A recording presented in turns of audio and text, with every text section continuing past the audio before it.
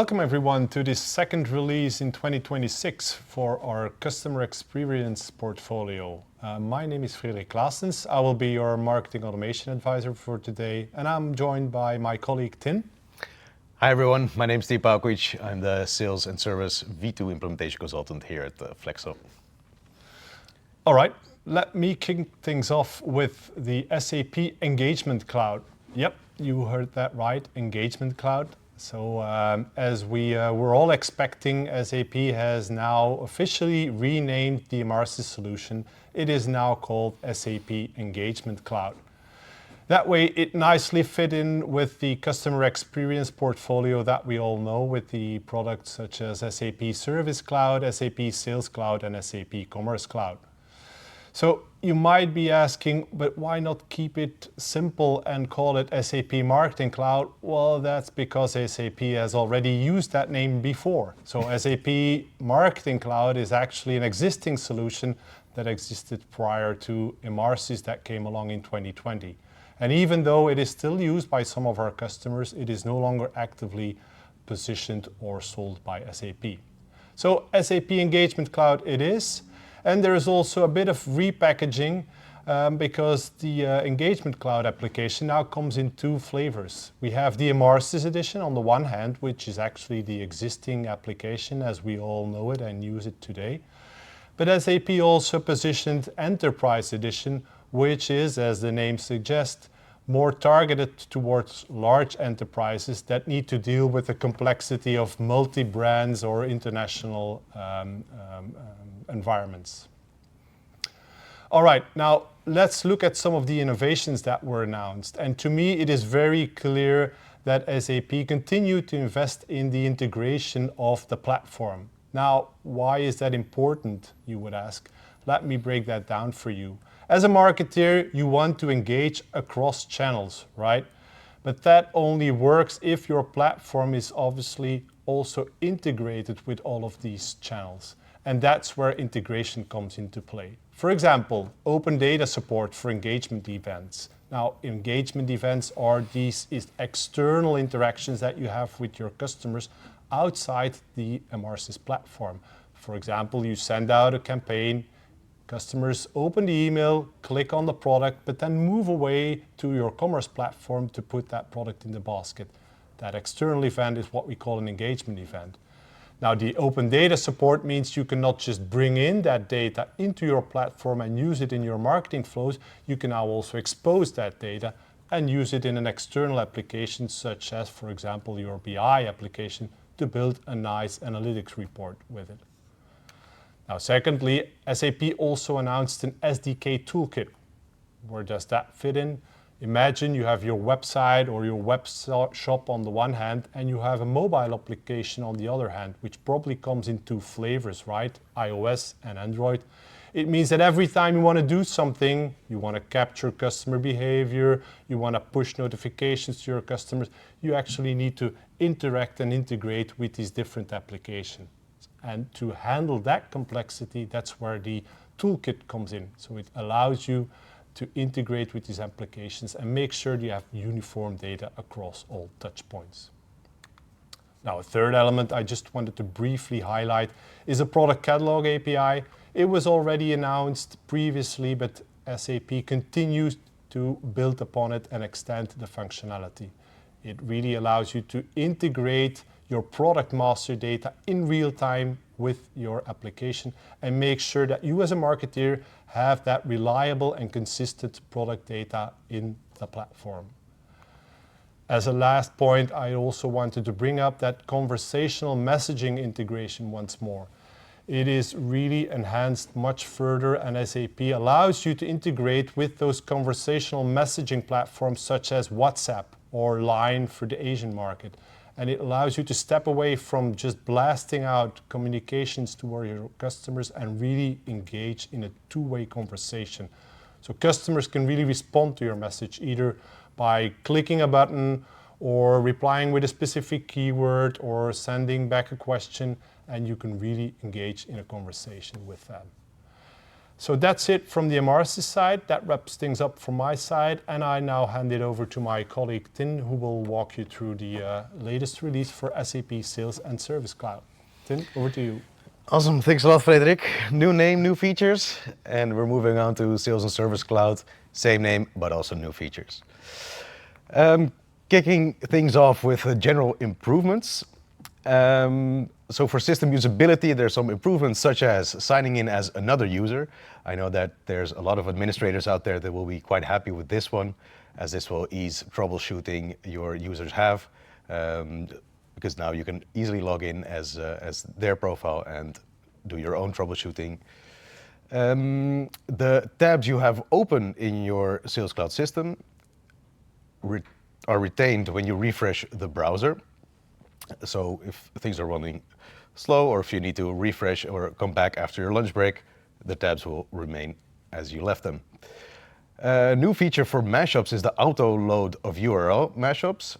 This means that for up to 2 mashups, you can choose to have them preloaded when you start the system. This means when you start using them during your service process or sales process, the mashups are already loaded and that you don't waste any time having to wait for that. Then there's optimization with regards to authorizations. Restricted access to unassigned entities is now by default restricted. What that means is that any organizations that you have in your organizational unit that are not connected to other organizational units, you need to have unrestricted access in order to view that entity or objects related to that entity. It used to be that you would see those by default and you'd have to restrict that. Now it's the other way around. And this comes in handy, for example, if you have governmental organizations and not everybody is allowed to see that data, you can now handle the authorizations this way. Some more general improvements are the insights into the SKU usage. So as an administrator, you can now either go to the user's work center and have a look at the license usage there. If you open up the menu, you'll see how many users are assigned, for example, the sales license and how many are assigned the service license. And you can also see this information in SAP for Me. Furthermore, you can now embed SAP Analytical Cloud cards and reports directly into the Service and Sales Cloud system. So for example, on the homepage, you can now have cards made in SAP Analytics Cloud available as soon as you start up the system to quick start your day. Change projects have also been improved. There's now added support for cases, customer returns, service quotes and orders, and also global settings can be transported. And there's a new type of change project, which is the bug fix. This can be transported irrespective of other change projects you have. So if there's a small bug fix that you need to transport in parallel of other change projects you might have active, you can do that to get production up and running as quick as possible. Something big SAP is building on, and though being a cloud native application, we are given more customization options with custom services. You can create a custom service and entities now, and it's a multi-level entity support. What that basically means is you can create an entire work center, as we see here in an example, for example, work orders, with child entities such as work products and item details. And just like other work centers you're used to in objects, it supports global search functionality, dynamic properties, custom embedded components, and it's also usable as a data source for your analytical stories. So that's it for the general improvements. Here are some new features for Service Cloud specifically. A small feature but useful is the ability to select multiple cases and assign them to you from your work list. Just a quick usability feature that enhances the way you organize your own work. In the case flow, there's a new action step, which is the create appointment. This means that you can, as an administrator, add it to your service flow. So for example, what we see here is there's a troubleshooting phase where you start off by checking the knowledge base, consulting other experts, but if it becomes necessary, you can directly schedule an appointment either with an expert or a technician to send them over to the customer. So this ensures faster and more proactive service and more consistent service process. Cases that are in approval status are now automatically locked, or at least you can activate this feature. I know that's useful for cases, for example, where there's a credit request from the customer that first needs to be approved by the manager. These cases can now be locked via the action toggle in the screenshot, whereas you used to have to create a list of dynamic properties to set all the fields to read-only.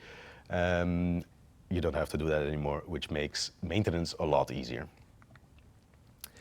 There's also new objects in services, the customer returns. So the customer returns process is now fully supported. It's a separate work center with functionalities as creating, managing, and tracking returns. These are based on completed sales orders. You can integrate it with S/4HANA. There's full support for the data import and export tool, meaning you can import and export your customer returns. And you can also, for example, view returns documentation as a PDF in the system. Also new is the fact that you can create a follow-up sales order from a complaint item. So for example, you have a case and there are items linked to it that the customer has a complaint about. You can now directly from that screen create a follow-up sales order, for example, which could be a credit memo request in order to start off the restitution process. So now we're going to move on to the new features in Sales Cloud. First of all, some usability improvements, account and sales data. So now you cannot delete sales data information for an account that has an external ID. This, of course, is to maintain the data integrity between your SAP Sales Cloud system and external systems. There's read-only support for business partners. This means that as an administrator, when you go into adaptation mode, you can make certain fields on business partners read-only, as opposed to having to go to extensibility and dynamic properties to make them read-only there. There's also groupware enhancements. You can now work with sales orders directly from the Outlook add-in, meaning you can view them and edit them, and also enhances the ability to work with products. So now you can add products to sales quotes and sales orders directly from Outlook.